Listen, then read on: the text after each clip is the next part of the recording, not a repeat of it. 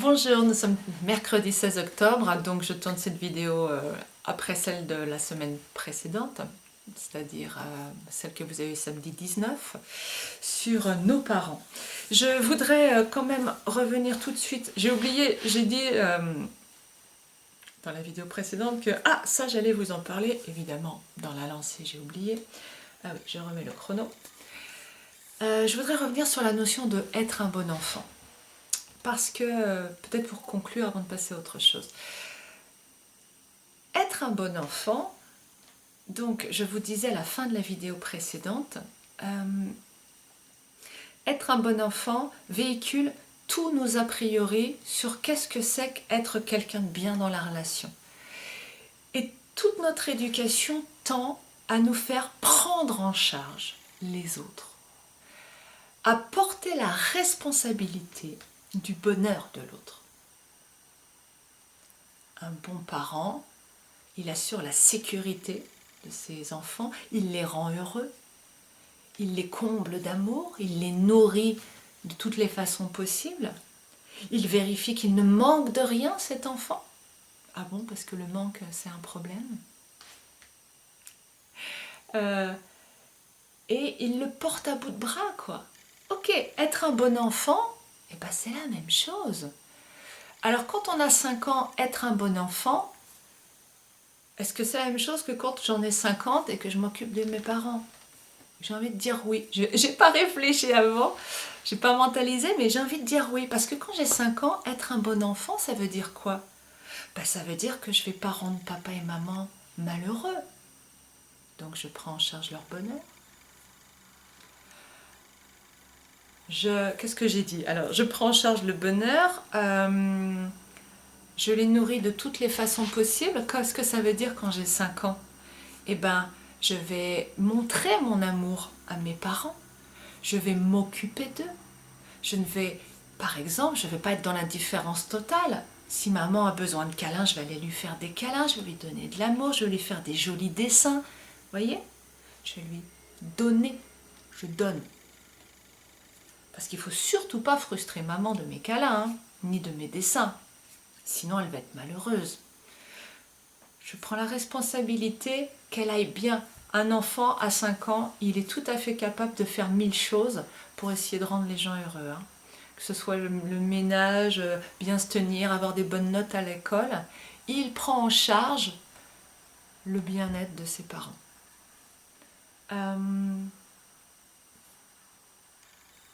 Excusez-moi, j'ai une petite déconnexion.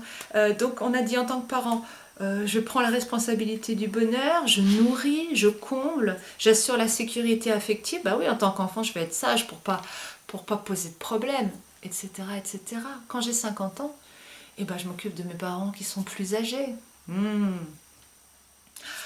Je m'occupe de les nourrir, que ce soit réellement, où je les sors, où je leur fais faire des activités, je m'occupe d'eux, je suis tournée vers eux, je leur téléphone, je prends des nouvelles. Est-ce que c'est mal ce que je suis en train de dire? Pas du tout. C'est pas mal, c'est simplement observons dans la réalité qu'est-ce que ça veut dire être un bon enfant. Je fais pour qu'ils soient heureux, je vais chercher des aides pour s'occuper d'eux, pour pas les laisser seuls. Ah ben non, c'est tellement terrible d'être seul, etc., etc. De 5 ans, 50 ans, j'aurai 100 ans et des parents plus âgés. Tout ça se résume à je prends en charge l'autre, je deviens responsable de lui. Donc, c'est mathématique pour moi, c'est toujours très logique, parce que j'ai un gros ego et un gros mental, c'est toujours très mathématique. Si je prends en charge l'autre et que je deviens responsable de l'autre, égal, je le rends dépendant de moi. Parce que, moi ici, si j'accepte que X qui est à côté de moi me nourrisse, est-ce que je vais me nourrir moi-même? Ah non, puisqu'il me nourrit, donc j'ouvre la bouche. Ok. S'il veut meubler ma solitude, est-ce que je trouve en moi-même les moyens d'apprécier, de lâcher prise sur ma solitude? Bah non, parce qu'il la meuble. Donc de toute façon, j'ai plus de solitude. Etc. etc. On va pas discuter cas par cas, même si ça serait très intéressant. Ben oui, mais mon père, il vit seul, il est veuf tous les jours. C'est pas parce que je lui rends visite 2 minutes, enfin 20 minutes, 2 fois dans la semaine que... On est dans du détail. Je vous parle d'un package. D'accord? Après, à vous de remettre chaque chose à sa place. Mais nous sommes donc conditionnés à ça. Être un bon enfant, c'est prendre en charge prendre en charge l'autre. Voilà. C'est prendre la responsabilité de la vie de l'autre et de son bonheur. Ok. Et être un bon parent, c'est exactement la même chose. Donc dans notre société, être quelqu'un de bien, c'est quelqu'un qui va prendre en charge les autres. Je crois que j'ai une mouche qui me gêne depuis tout à l'heure. Bon, parce que il me semble qu'elle vient carrément sur la mèche. Par moment, j'ai l'impression de la sentir. Ce qui n'est pas très important. Nous prenons en charge donc les autres. Mais ça sort d'où? Ça sort d'où que nous soyons censés prendre en charge les autres? Dans notre société, ça s'appelle l'amour. Dans la nature, une fois que le petit a fini de téter la mère, hop, il fait son apprentissage, quoi.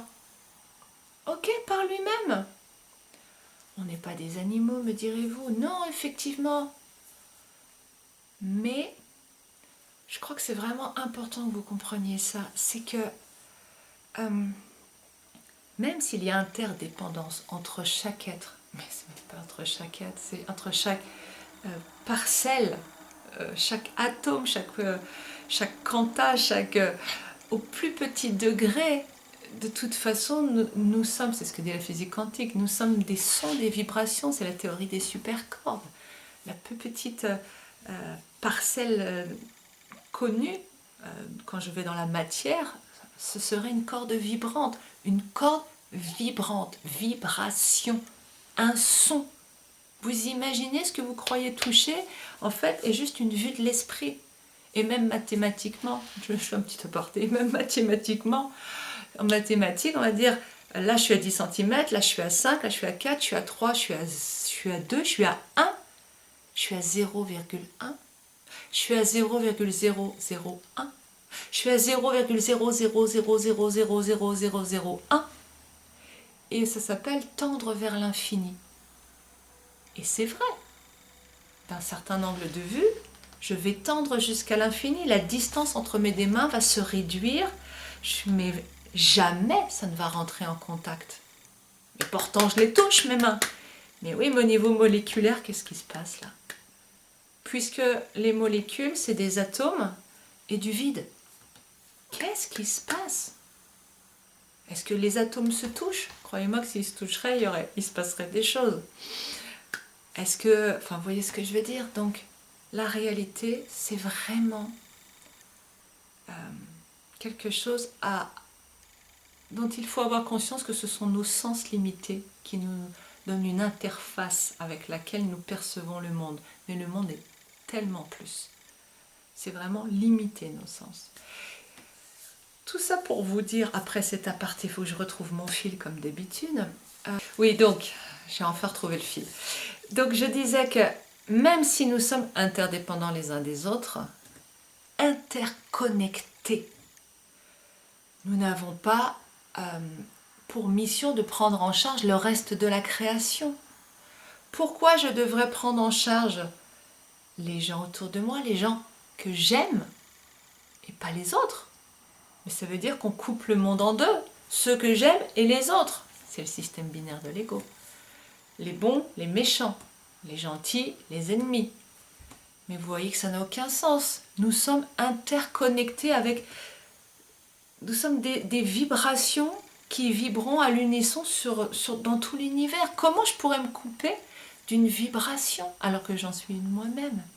Tout ça s'entremêle, tout ça chante ensemble. C'est le grand chant de la vie. C'est beau, non? Eh bien, ce chant-là, comment je peux trancher en deux? Vous voyez que c'est vraiment une vision qui est dans le matériel, dans le terrestre, le lourd. Mais dans la musique, comment je peux trancher en deux? Enfin, on ne tranche pas une musique, on ne tranche pas un son. Comment je peux séparer un son? En disant toi à gauche, toi à droite, mais c'est un chant, une harmonie. La société, le conditionnement que nous recevons sur cette terre nous apprend à créer de la disharmonie là où il y a une harmonie de base. Nous sommes une harmonie, un chant à multivoix. À partir de là, il est important que chacun tienne sa note. Est-ce que je dois arrêter de chanter pour m'occuper de la note de l'autre? Mais pourquoi lui et pas les 7 milliards autres d'individus? Parce que je l'aime lui et pas les autres. Mais si je suis dans l'amour inconditionnel, j'aime pas une personne et pas les autres. J'aime. Que nous aimions, que nous ne nous aimions pas, de toute façon nous sommes liés. Nous sommes dans le même espace-temps. Nous vibrons à l'unisson. Alors pas toujours en harmonie à écouter, mais nous vibrons quand même en même temps. Je ne sais pas si l'image est très bonne de ce que je vous donne, mais que vous compreniez qu'on ne peut pas se couper, se séparer des autres. On ne peut pas aimer d'un côté et pas aimer de l'autre. C'est ce qu'on nous fait croire sur cette terre, mais ce n'est pas de l'amour. Hein, je vous en parle depuis déjà un certain temps. Donc, dans notre vie, la société nous a fait croire que nous devions prendre en charge des gens. Alors toi je t'aime, alors maintenant je te prends en charge. Mais tout ça est totalement artificiel et n'a pas de réalité. Parce que quand je prends en charge l'autre, comme je l'ai expliqué dans la vidéo précédente, je ne suis pas dans ma maison intérieure, je suis dans la maison de l'autre. Et je prends la place dans sa maison. Mais comment il fait pour construire sa maison si sa porte doit rester ouverte parce que je rentre sans arrêt chez lui, m'occuper de lui? Vous voyez, je propage. Ce mot est important parce que c'est une idée de virus, de quelque chose de profondément néfaste. Je propage la dépendance. Je propage l'absence d'autonomie. Je propage l'impossibilité à dire non. Je propage l'impossibilité à s'aimer soi-même quelque part. Si nous apprenons tous à fermer nos portes, à pouvoir dire un non, mais pas un non, juste un non de non. Enfin, vous voyez, je veux dire, c'est un non, n'est pas forcément agressif, méchant, etc. Un non, c'est une limite que l'on met. Quand vous marchez dans la rue, que vous tournez un angle de rue, vous arrivez face à un mur, vous allez insulter le mur? T'es méchant, pourquoi t'es là? Moi, je voudrais continuer. Ça n'a pas de sens. Mais pourtant, quand c'est un être humain, oui. Vous allez vous battre avec cette personne, vous allez souffrir que cette personne vous refuse quelque chose. C'est une indication, un mur. Quand vous avez un panneau qui vous dit tournez à droite, parce que vous avez un précipice, vous n'avez pas insulté le poteau. Il vous donne une indication. Ah, vous pouvez continuer tout droit, mais vous tombez dans le trou. Hein. Il vous donne une indication. Je sais pas moi, par exemple, pour un être humain, on connaît tous ça. Quand on dit à quelqu'un, maintenant arrête, parce que là j'ai atteint mes limites et je vais devenir violent. On l'a entendu un jour ça, que ce soit par papa, maman ou dans notre entourage, quelqu'un qui disait ça à quelqu'un. Ça suffit maintenant. Et on sent qu'on est dans la limite de l'autre. C'est un panneau indicateur. Ça veut dire que l'autre a bien poussé quand même, hein, avant qu'il fasse ce panneau-là, parce que c'est le dernier avant le précipice de la violence. Bon, et bien la personne en face, elle a le choix, soit elle va dans le précipice de la violence, soit elle bifurque. Ça lui appartient ce choix. C'est juste un panneau. Donc si vous vous battez contre les autres qui vous donnent des informations en vous disant non, là c'est pas ok pour moi, là c'est ok pour moi, vous voyez, tout ça ce sont des poteaux indicateurs. Où est le problème? Le problème, c'est que l'ego qui nous anime veut des choses. À partir de là, je refuse les indications. Je ne veux pas écouter les indications, je veux suivre ma loi. Et là commence la souffrance dans les relations avec les autres. Donc, être un bon enfant, comme être un bon parent, c'est toujours, dans notre société pour conclure, vouloir rentrer dans l'univers des autres, se faire rentrer dans son univers et s'interdire d'avoir un espace à soi. Pourquoi croyez-vous qu'il soit si important dans notre société? Et nous avons ça en bouche tous les uns les autres, prendre notre place, trouver notre place, faire sa place. Parce que nous croyons tous, on nous a appris que c'était chez les autres qu'il fallait faire sa place. Mais en réalité, non. C'est faire sa place à l'intérieur de soi. Et bizarrement, quand je fais ma place à l'intérieur de moi, à l'extérieur, il y a un espace qui s'ouvre. Évidemment, c'est un chant, une vibration. Oui, wouh. Et oh, ok, les choses bougent. Mais ça part de là. Si vous voulez que les autres vous fassent de la place, ça veut dire que vous n'avez pas fait de place à l'intérieur de vous. Lâchez les autres, enfin. Ça demande sans doute encore un travail de déconditionnement, mais il n'y a pas de souci, je suis là, prenez rendez-vous et on fera ça ensemble. Lâchez l'idée, enfin. Même si vous ne pouvez pas la lâcher, observez que l'idée que vous devez prendre en charge les autres n'a pas de sens. Comment on peut prendre 7 milliards d'individus, sans compter tous les animaux, sans compter toutes les molécules? Comment on peut prendre en charge la vie elle-même? C'est bien une invention, ça, du négatif, qui nous met face à une impossibilité totale pour que l'on souffre. Donc nous propageons la souffrance avec ce mode de pensée. Regardez le monde, dans quel état il est avec ce mode de pensée. Être un bon parent, être un bon enfant, oui. Nous sommes dans un monde de bienveillance et d'amour, comme vous pouvez le constater. Il n'y a pas de guerre, il n'y a pas de violence, tout va bien. Ouvrez les yeux, regardez. Ça va pas, ça ne fonctionne pas comme ça. Donc il y a un problème, non? Revenez en vous.